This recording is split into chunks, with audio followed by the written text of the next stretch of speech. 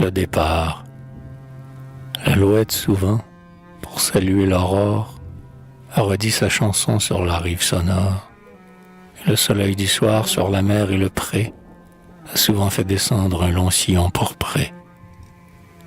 Le port de Saint-Malo, lui, comme une topaze, le rapide alcyon d'une aile agile rase, la surface immobile et brillante des flots. Des bâtiments divers, les joyeux matelots, échangent des saluts que les échos répètent.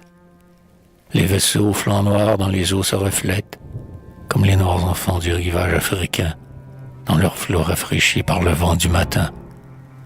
Sur les mâts élancés, le pavillon retombe, comme un pli de linceul sur les bords d'une tombe. Le vent ne souffle pas, l'eau dort sur le galet, mais le soleil levant, comme un rouge boulet, vient de monter soudain à l'horizon sans brume. Mais le vieux matelot que le repos consume a senti dans son cœur se ranimer l'espoir.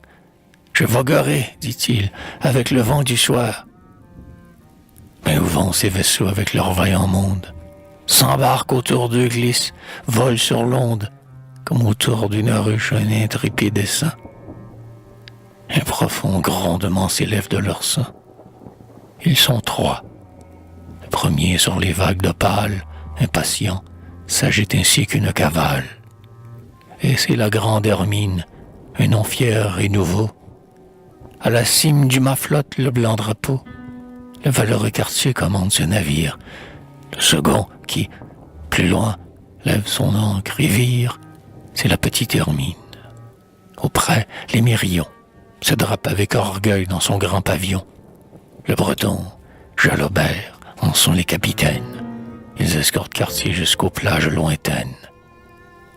Cependant, un doux son fait résonner les airs et va, dans le lointain expiré sur les mers. C'est de l'errance sacrée l'humble voix qui s'empresse d'appeler, pour l'adieu, les marins à la messe. Des vaisseaux pavoisés, commandants, matelots, descendent tour à tour dans les nombreux canaux. Cartier vient le premier.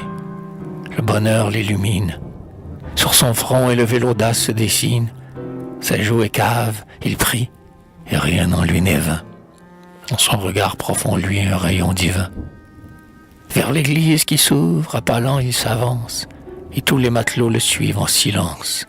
Le temple séparé de riches ornements. Le prêtre porte alors ses plus beaux vêtements. Un chant plus solennel monte du sanctuaire. L'encens est plus suave, et la foi plus sincère. Aux colonnes du chœur flottent de grands drapeaux, et sur l'autel doré scintillent les flambeaux. Pendant que le pasteur offre le sacrifice, les marins à genoux, pour se rendre propice, le Dieu dont l'univers aime et bénit la loi, ne cesse de prier avec ardeur et foi. Et leur front humblement s'incline jusqu'à terre, au moment solennel où le divin mystère s'accomplit à la voix du ministre de Dieu. Un silence profond règne alors au Saint-Lieu.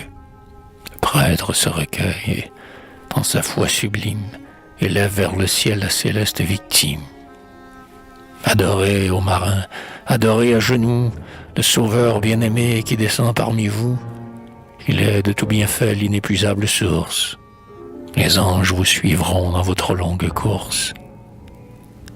Habiles, vigoureux, sans craindre les dangers, allez, pieux marins, vers des bords étrangers. La messe sainte est dite. Une foule environne les nombreux matelots, dont la face rayonne comme l'arbre argenté par le givre d'hiver. Elle couvre bientôt la rive de la mer. Pendant que les héros montent sur leur navire, on voit luire des pleurs à travers les sourires. Cependant, le vent souffle et soulève les flots. Sur les trois bâtiments, on voit les matelots lever l'ancre en chantant, puis dérouler les voiles. Comme dans l'or des cieux vogueraient trois étoiles, les orgueilleux vaisseaux se bercent un moment et tracent dans la mer un sillon écumant. Voguez, braves marins, vers un lointain rivage. Le monde redira votre étonnant courage. Il bénira votre œuvre. Et toi, noble quartier, tu révèles ton nom à l'univers entier. Voguez, braves marins, que le ciel vous conduise, à vos yeux inquiets, que son étoile luise, pour éclairer les eaux et signaler l'écueil. Que l'onde pour vous ne soit pas un cercueil,